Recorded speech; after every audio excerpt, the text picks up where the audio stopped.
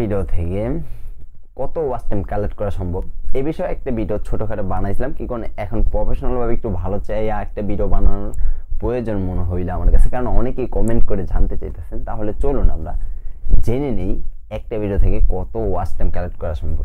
সত্যি কথা বলতে কি একটা ভিডিও থেকে কত ওয়াচ টাইম কালেক্ট করা সম্ভব এটা আপনিও জানেন না, আমিও জানি না ভাই। যত ভিউজ হবে ততই ওয়াচ টাইম হবে, কিন্তু আমার প্রায় 2-3টা ভিডিও থেকে প্রায় 1000 খানির মতো ঘন্টা পেয়ে গেছি। আর অল্প কিছু ঘন্টা হলে হয়তো মনিটাইজেশন পেয়ে যাবো আপনাদেরকে দোয়ায়।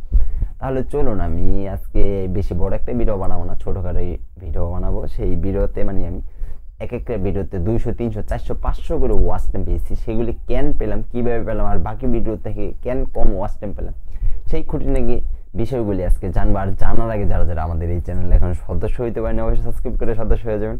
তাহলে চলুন আমরা মূল কথা স্ক্রিনে চলে যাই। স্ক্রিনে গিয়ে আপনাদেরকে সম্পূর্ণ জিনিসগুলি দেখিয়ে দিই এবং কীভাবে এত ওয়াচ টাইম পেলাম সেই বিষয়ে জেনে নিই।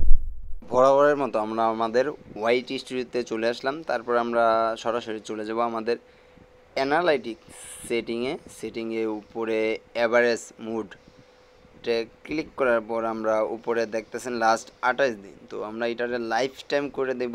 লাইফ টাইম করে দেওয়ার পরেই আমাদের এসে পড়বে আমরা কত ভিডিও থেকে কত ওয়াচ টাইম পেলাম।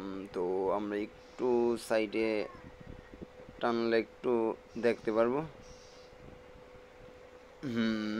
এক পলক দেখে নিন আমার ইউটিউব স্টুডিও, হয়তো খেয়াল করলে দেখতে পারবেন একটা ভিডিও থেকে 431 ঘন্টা ওয়াচ টাইম পেয়েছি। ওই জায়গা থেকে 53,000 ভিউছে, 431 ঘন্টা ওয়াচ টাইম। আরেকটা ভিডিও থেকে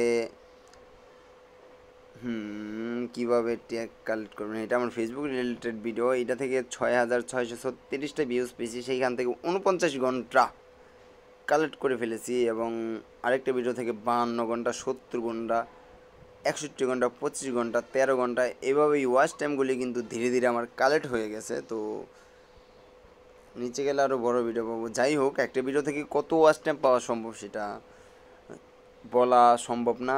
যতই ভিডিওতে ভিউজ হবে ততই ওয়াচ টাইম হবে। তো আজকের আলোচনা আমাদের এটাই ছিল। তো পরবর্তীতে আসবে নতুন কোনো ভিডিও নিয়ে। ভালো থাকুন, সুস্থ থাকুন, আল্লাহ হাফেজ।